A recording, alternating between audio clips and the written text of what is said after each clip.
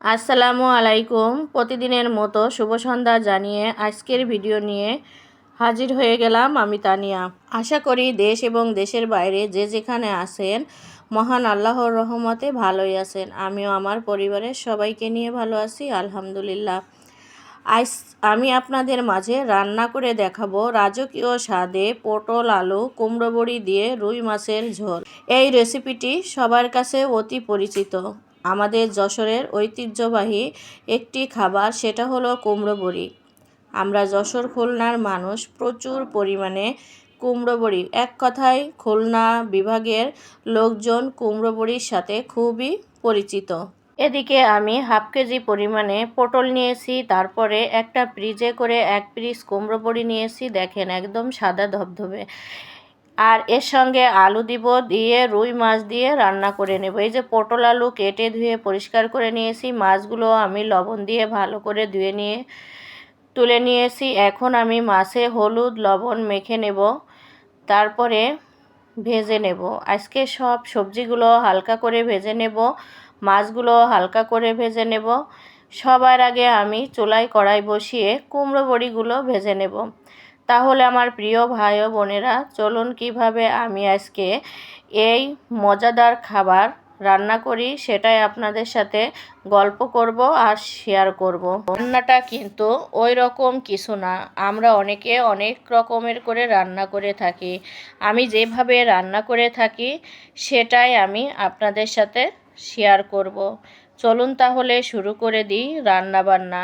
এদিকে চুলায় কড়াই বসিয়ে দিয়ে কড়াই গরম হয়ে গেলে অল্প করে তেল দিয়ে কুমড়ো বড়িগুলো ভেজে নিচ্ছিলাম।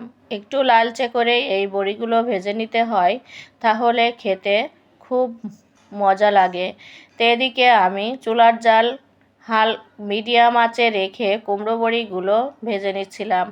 আর এই বড়ি ভাজতে গেলে ঘন ঘন নাড়াচাড়া করে দিতে হয়, তা না হলে এক সাইড বেশি রকম ভাজা হবে, অপর সাইড হবে না। এই জন্য ঘন ঘন নাড়াচাড়া দিতে হয়। বা কুমড়ো বড়িগুলো ভাজা হয়ে গেল, এখন আমি ওই কড়াইয়েই মাছগুলো ভেজে নেব। তাই এখানে আমি 5 পিস মাছ নিয়েছিলাম। এই মাছগুলো দিয়েই কুমড়ো বড়ি পটল আলু দিয়েই রান্না করে নেব। কি যে অসাধারণ লাগে খেতে গরম গরম ভাতের সাথে। আমার মতো করে আশা করি আমার প্রিয় ভাই ও বোনেরা আমার রেসিপিটি দেখে সবাই বাড়িতে একবার হলেও ট্রাই করে খেয়ে দেখবেন যে আসলে কতটা মজা লাগে। মাছগুলো ভেজে তুলে নিলাম, তারপরে ওই তেলের ভিতরেই আলু আর পটলগুলো দিয়ে আমি ভালো করে ভেজে নেব। একদম খুব বেশি করে ভাজবো না, মিডিয়াম করে ভেজে নেব, কারণ এটা দিয়ে আমি যেহেতু ঝোল তরকারি রান্না করব, তার জন্য খুব বেশি ভাজবো না। তো এদিকে এই যে আমার আলু পটল ভাজা হয়ে গেল, এখন আমি ঢেলে নেব। কিভাবে আমি আলু আর পটলগুলো ভেজে নিলাম সেটাও আপনারা দেখতে পেলেন। এখন আমি ভাজা হয়ে গেলে ঢেলে নিয়ে ওই কড়াইতে তেল দিয়ে মশলাগুলো দিয়ে দিলাম। এখানে বেটে নিয়েছিলাম আদা রসুন জিরে পেঁয়াজ কাঁচামরিচ, এগুলো দিয়েই আমি তরকারিটা রান্না করে নেব। একদম সীমিত মশলা লাগে, ঘরে থাকা সব উপকরণ, অতিরিক্ত কোনো মশলার প্রয়োজন হয় না এই তরকারিটি রান্না করতে গেলে। মশলাটা আমি ভালো করে কষিয়ে নিলাম। মশলার উপর দিয়ে যখন তেল বেরিয়ে আসলো, তখনই আমি ভেজে রাখা আলু পটলগুলো দিয়ে দিলাম। এখন ভালো করে নেড়ে চেড়ে নেব। মশলার সঙ্গে ভালো করে মিলিয়ে নিয়ে এখানে আমি গরম পানি দিয়ে দেব।